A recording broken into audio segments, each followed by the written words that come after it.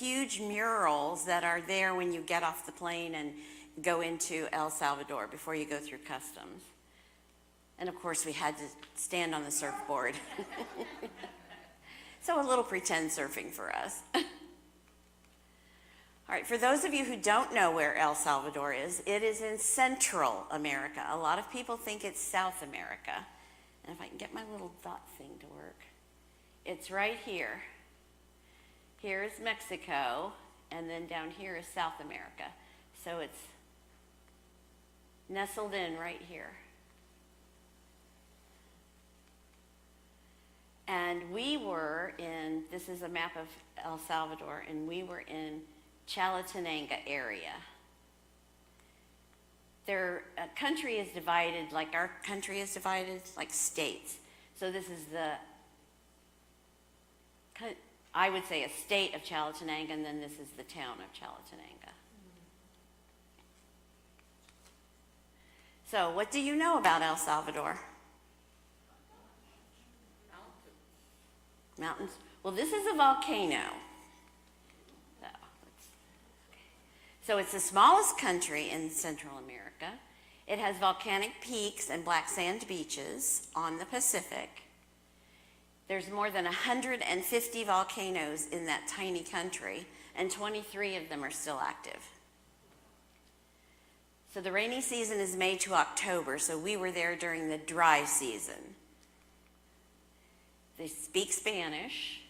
They use American currency, which makes it easy for us. And the community and family are everything, and they're warm, loving, caring people. So first we have to do is set up, which was practically all day, well, most of the afternoon and into the evening. You can see the boxes. Whoops, sorry. Lots of boxes. They send a shipping container down through the Panama Canal and into El Salvador. And the shipping container contains the glasses and some equipment. And so we have to unpack everything and get everything set up. And these are just the different areas where, yeah, different stations. This is like the reader station. Our station was outside. 1, 2, and 3 were all outside. Everybody else was in air conditioning. And it was 95 degrees. We were rather warm. These are, why are we here? Those are all glasses. Every single plastic sleeve has glasses in it. And that's probably not even all of them. So those are prescriptions. So to keep track, all the glasses are neutralized and cataloged, and I'll explain in a minute what neutralized is. They're cataloged in the computer. They're listed by what the prescription is in the glasses. And that's where neutralizing comes in. So Phil was set up at Station 2, where we were located, and he neutralized the glasses. When someone comes in and they have a pair of glasses already, he puts them on that machine and it reads the lens, what the prescription is. He marks it on their paper, their registration paper, and then they go through Station 2. This is registration. It's the sheet they fill out. I know, I'm turning my head, I'm sorry. The sheet they fill out, and on this contains all the information. Like, this is what we find when we do their distance vision. This is what we find when we do their distance vision with glasses. This is the information for near vision. And then this is the information for pinhole, and Jill's going to explain that in a minute. So every piece on here is important for the doctors to see. All right, Station 2. Okay. You're on. All right. As you saw, they have a registration form. Can you hold the mic up like this, right at you? Okay. Is it Can you on? hear me better now? Not quite. All right. I have a big mouth. Doesn't matter. Okay. Here comes Tim.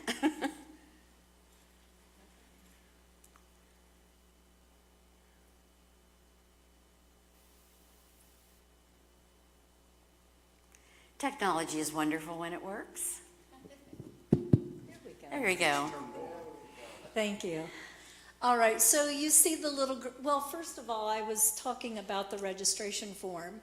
And when the people come over, oftentimes it'll be mom and daughter or dad and son. So you have to make sure that the registration form matches with the person itself, himself.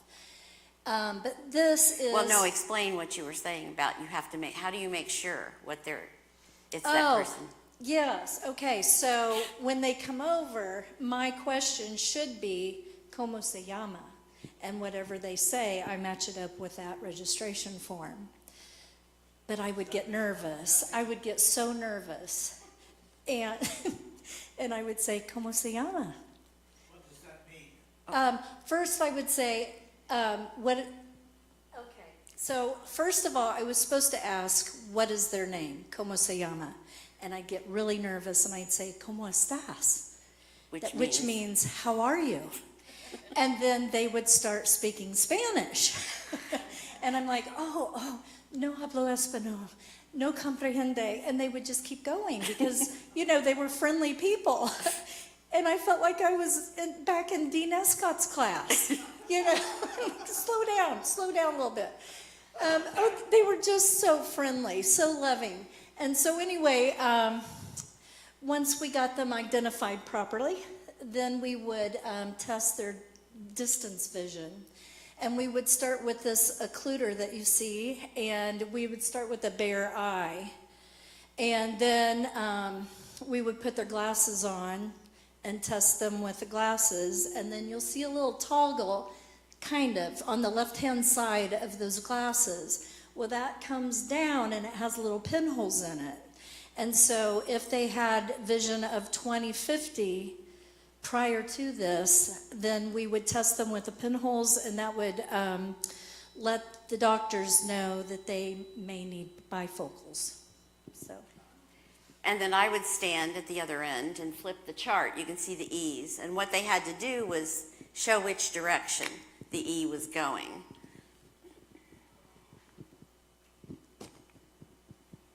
So at station 3, they were testing near vision. The person sat close and they would read. And just like you might read in the doctor's office, they give you a chart and say, what's the smallest line you can read? And if it's, then we write down, is it 20/30, 20/50, so forth. So it gives the optometrist a place to start. At station 4, they had autorefractor, which is this instrument, and a spot camera. Brian, you may need to have to help me with this because Brian did it. But as far as I know, the autorefractor measured how the light goes into the eye, how it bends light or doesn't bend the light. It can also tell if there's an astigmatism. And the spot camera was much faster, and they used it with children because children don't stand still, and you have to stand still and hold it very still to get a reading. Then that information was placed on the registration form to give to the optometrist. Did I get it? So the spot one is on the right of this picture? Okay. This is the spot camera. Yeah. And this year, sorry. This year, they had a tabletop autorefractor. In the previous years, they've had one that you held. So someone had donated the tabletop, which was a little bit easier. And they're training how to use it. Next station is the optometrist. And I don't know if you can tell from this picture. I tried to get a better picture. He's got their lenses. It's similar to when you go to the eye doctor and you have that thing in front of you and he goes, which is better, 1 or 2, 3 or 4? And those are different lenses that they use to check their vision. Everyone sees the optometrist.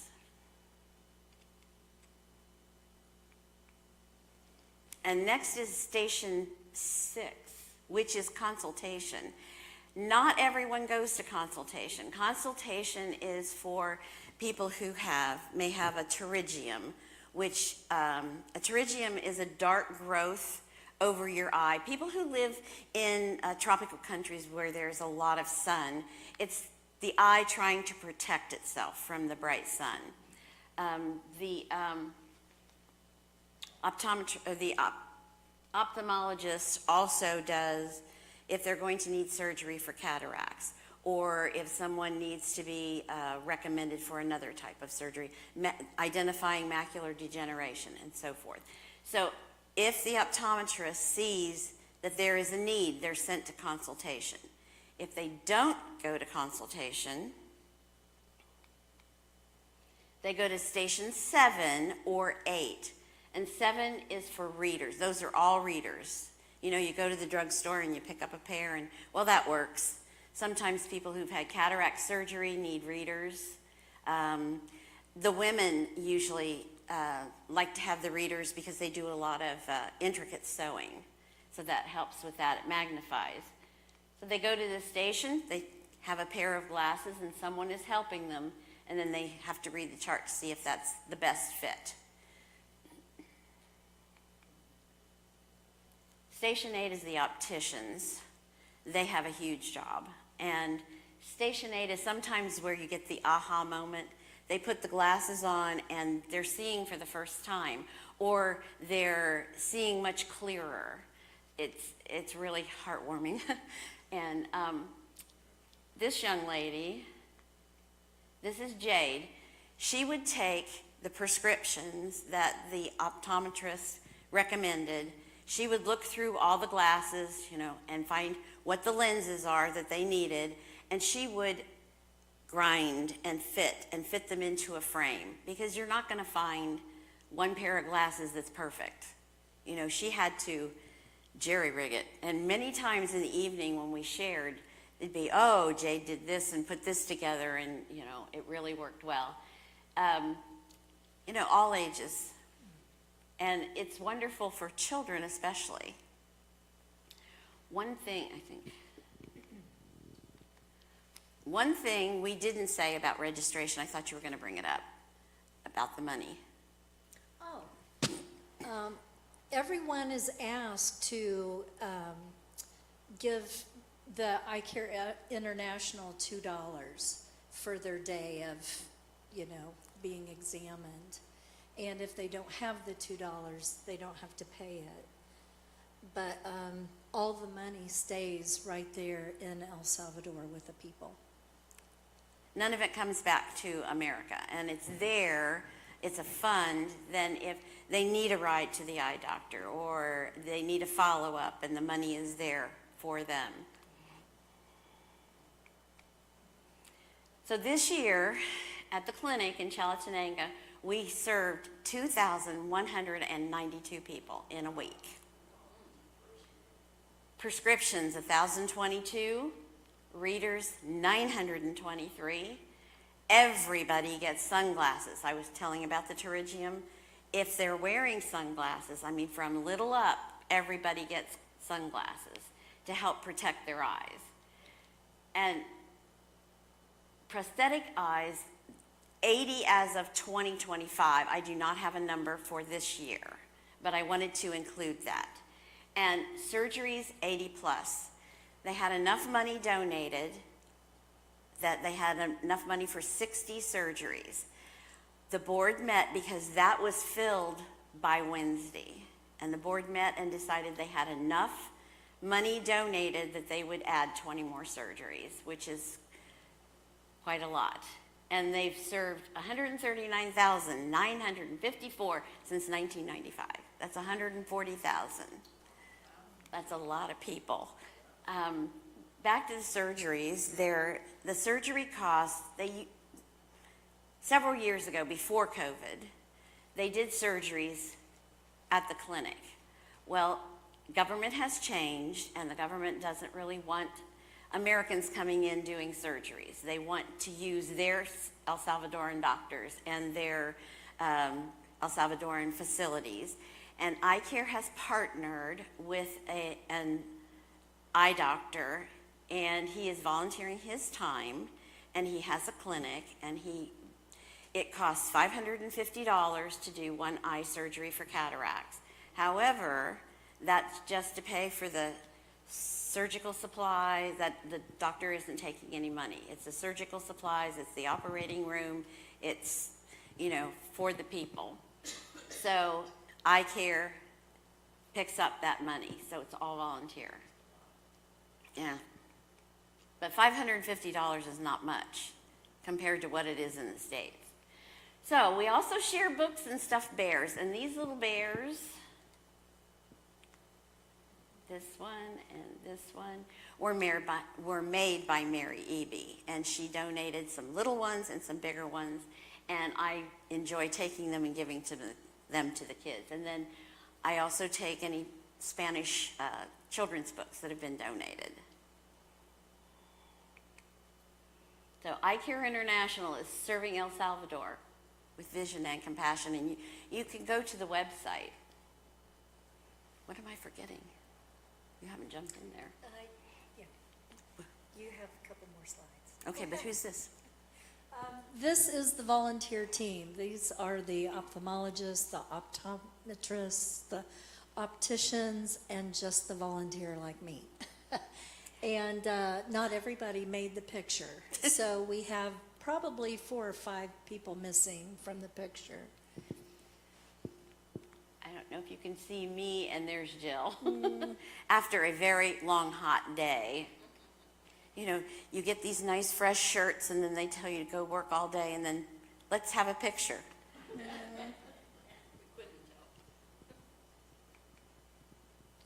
So, who we are. Who is Eye Care? It's a volunteer-run organization. No one in Eye Care gets paid. Nobody. So all the money that is ever donated goes directly for the mission. They've been working there for over 25 years in El Salvador. There's free eye exams, there's glasses, there's referrals, and they're focused on restoring sight. Just think if your vision is impaired, what's your life like? Some of us wear glasses, wear contacts, and how much clearer and how much better it is for us. Why does it matter? Well, many families can't afford eye care. And, your vision affects your work, your daily life, your interaction with other people. One pair of glasses changes everything. That aha moment I told you about in 8. So the clinic serves thousands each week. Last year we had a 2-week clinic. This year it was 1 week. Not limited funding, limited volunteers. And normally it's trying to round up the doctors, the opticians, the ophthalmologists, and the optometrists. So it's, these doctors are taking a week out of their practice and helping. So how can you help? If you're a volunteer, you could collect glasses, readers, and sunglasses. Talk about the readers, the glasses. From the Lions Club? Mm-hmm. Okay. The Lions Club is the person or the group that I am associating the collection of glasses. And I've contacted, they're located out of Rich Valley as far as I know. I called them to see if we could increase the amount of boxes in both Manchester and Wabash.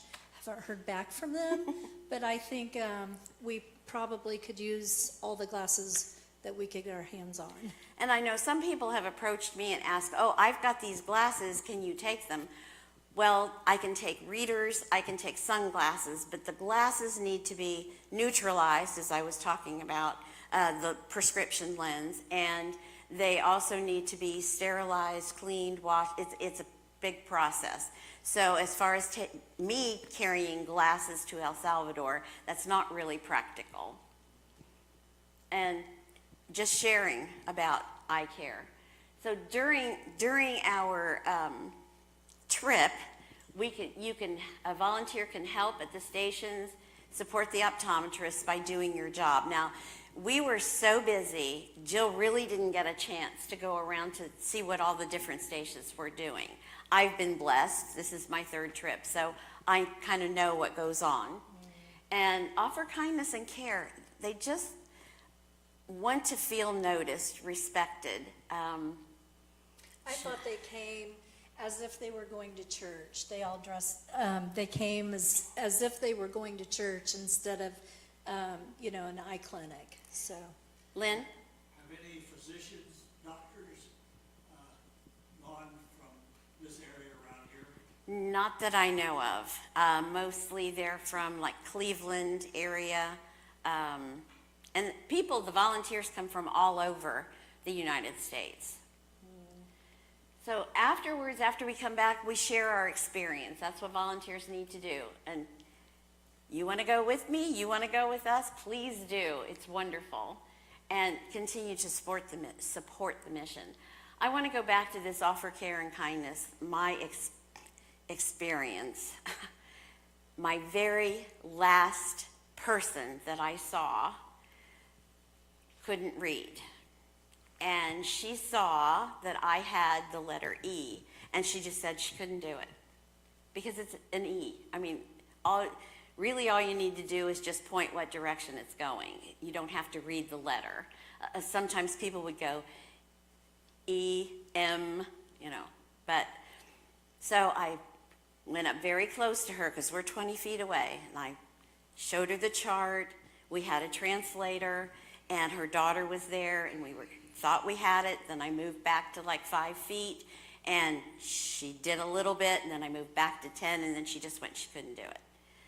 So I went up close again, and we went through it. Yes, and I thought, okay, maybe she can't see. We also used a hand chart, which is like this. For children, it's easier to do. So she had glasses. I mean, I'm trying to work with her. She's frustrated. I'm frustrated, but I did not want to let her know that I was frustrated. I kept trying, I wanted to be patient. And, all these people around, and you're trying to tell which direction. So I said, okay, we're going to test her with her glasses. So she put on her glasses. We went through it again, step back, 5 feet, 10 feet. I think I got to 15 feet. I wrote all the information down, and I said, we're done. Because normally, if it's 20/50, you have to do the pinhole. I said, she's done. So we sent her on to 4. When she came out of 8, she had on brand new glasses. She had sunglasses that flipped on the glasses, and the biggest smile, and a big hug. So it was my last patient. It was wonderful. Again, with donate glasses or readers, so if you have readers, you can give them to me. I'd be happy to take them. Sponsor a volunteer. This is how you can help. Share eye care story with others. Mostly important is pray for our team and pray for the people that we're serving. Prayers are very effective. Yes. About a shortage of volunteers. We talk about the professional eye care Yes. as opposed to the volunteers that are doing like the center. No, but we can always use volunteers like Jill and I. I think that we could have used more Oh. volunteers at our station. We were busy from start to finish, and we were lucky to have 1 or 2 little breaks, Yeah. for water, not lunch. Well, we did break for lunch, but other than that, we were busy the whole time. And I failed to mention that we also had an interpreter there our second day. So when the women and men started talking to me, I would look over at her. So if you're bilingual, we'll take you in a heartbeat. That's for sure, because translators are hard to come by. So, thank you. Your compassion makes a real difference. Each pair of glasses changes a life. These are all people that came through this year. And there's the website. Take a look at it.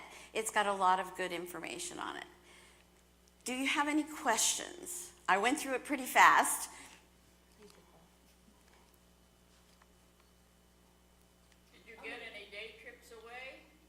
Unfortunately, this year we were so busy, we didn't have a chance. And normally, I have 3 years experience, that's it.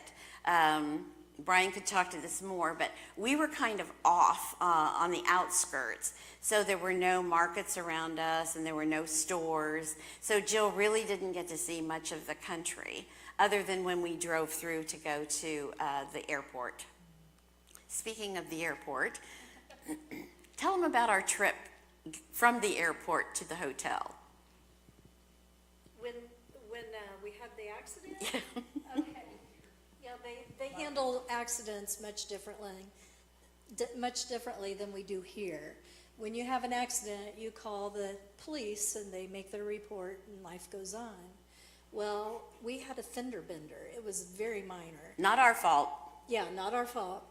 And so the police come and they take their reports and then they call in someone else. Who was it? Another group of police that handle accidents. Yeah, so we were sitting there for 2 hours, Oh, probably 3. probably 3, so that was different.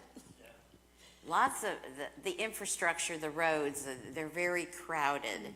And someone was trying to pass our bus and hit the corner of it. They so. have these little booths that are made out of just, branches from trees, about this big.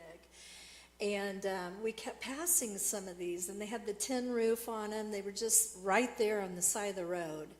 And I didn't notice the shells off on the distance. So I asked Lynn, I said, I know those aren't watermelons. I know they're not watermelons. What are they? And she said, those are coconuts. Look at the shells right 3 feet from the booth. So So, You were there for 3 years, Lynn. yeah. Talk a little bit about the accommodations of the volunteers. And when your working day was over, what did you and the volunteers do? Should we tell them how great it was? I lucked out. I can say that. She did. She lucked out.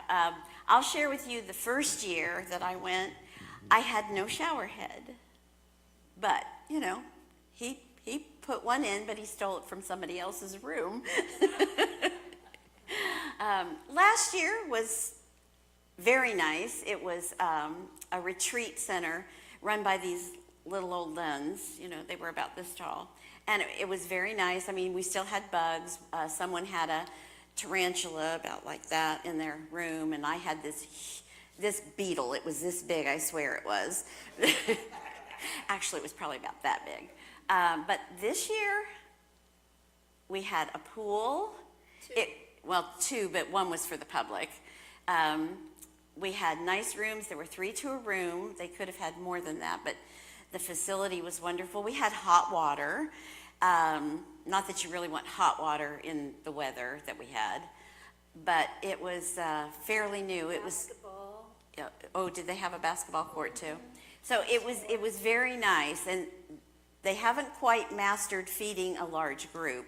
They had a restaurant, and it was they plated the meals. Well, with 40 people, I don't think I ever got a warm meal, but that's okay. The food was good, so I'm not going to complain. The problem with getting to the hotel, we got off the highway and we turned on this, and I use the term loosely, road. It was dirt road, rutted, bumpy, awful. Jill says, "This can't be the way. This can't be the way." I said, just wait. This can't be the way. And I went, no, this is pretty good compared to El Salvadorian standards. And there it was. So we had a very nice hotel this year. I saw gnats and mosquitoes, but nothing else. Somebody had a picture of a scorpion in our pictures, but I didn't see any, which is good. As far as activities, we had an optician, or was she an optometrist? The woman who had her Did husband exercise class in the morning. She did it in the morning, and we had some prayer groups. Yeah. They had a pool, so a lot of people swam in the evening, but it was not leaving and going somewhere else. It was staying put. Yeah.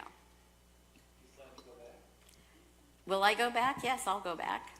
But we won't be there. We'll be someplace else. They go to different place every year. And I don't know if they're even talking about or planning yet where they're going to go next year or when. So, well, thank you very much. Thank you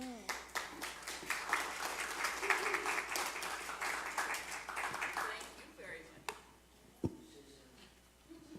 Dying of thirst. Well, this blinks green either way, so I think I'll let him do this. You didn't say much, kiddo. Well, we didn't really rehearse, so maybe next time.